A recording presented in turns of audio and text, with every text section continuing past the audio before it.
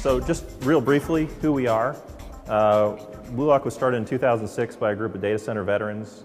We did things the traditional way. We built space, added power, cooling. Eventually, over time, we got into managed services when people want us to actually come in and run their IT infrastructure for them so they could focus on the application or the business. We saw that at that time, there were a whole lot of problems that people came to us that we couldn't solve. And they weren't because there was a lack of smart people where we were. It was really the technology.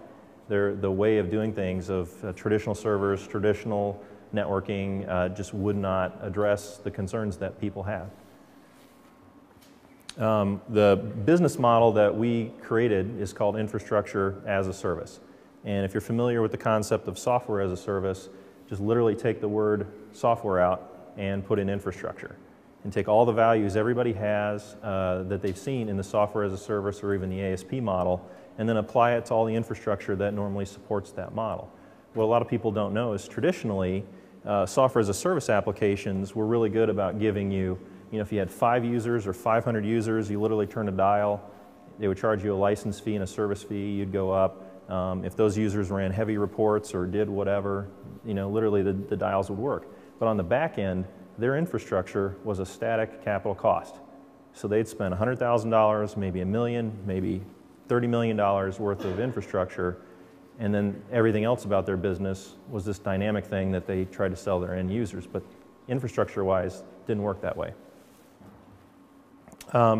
So we came up with this list of 10 things. I'll talk about them real quick that we couldn't solve and how we've solved them for real customers, because I think that whether it's Bluelock or someone else you'd work with from a cloud standpoint, these are the things you can do now.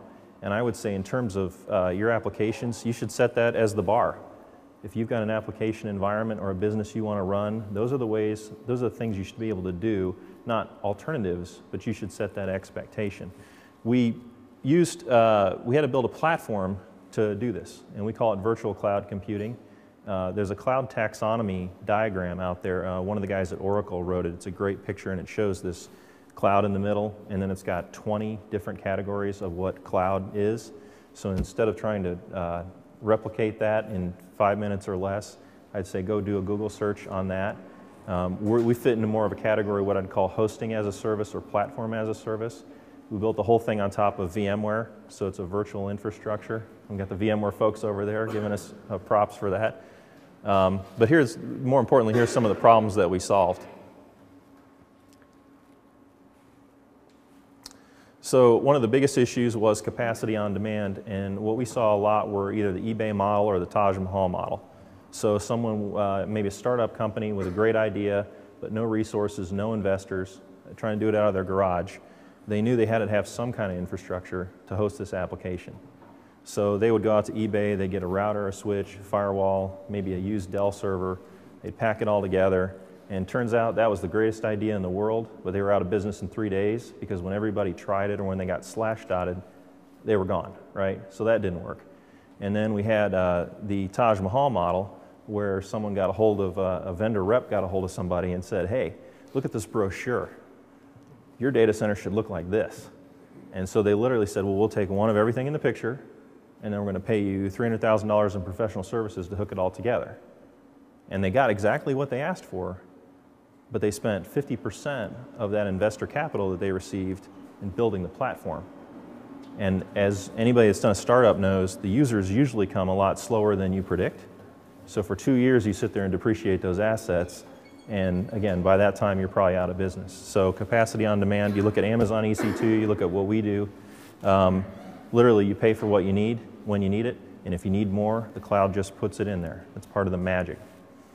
Pay for what you use. Capacity on demand is kind of how the infrastructure side of that works, which is great. You get more processing power, more storage, more CPU when you need it. But the big thing a lot of people forget is software licensing. So it's really cool that VMware can make our servers kind of swell and grow and shrink as we need it. But if Microsoft or Oracle still wants to charge you for 40 Oracle instances, you're dead. Capital cost reduction, again, if you have an easy entry point like that, you start small, you grow big. The idea of writing a $100,000 check or a $500,000 check goes away. Rapid provisioning, if anybody's ever tried any of this stuff, you can usually get a server right now. In the old days, it used to be you call CDW, you get a quote back, you go to purchasing, you go through all this rigmarole. There's some folks here today that I've talked to at big companies who are having to expense their cloud infrastructure on their credit card and turn it in on an expense report, not because it's not approved, but because the organization purchasing has no way to figure out how to charge for it. Disaster recovery, again, it's a lot easier. It's included now in a lot of cloud providers. You assume they've got the spare servers. They build all that architecture, so the idea of you creating a cluster has gone away. And then one difference that we offer, you've got full service versus what we call utility computing. So Amazon today, you're on your own, but you can get as much capacity as you need if you know how to architect it. But there are other providers out there that if you are not an infrastructure architect, you can get the whole thing from a full service standpoint. That's 5 minutes. Great.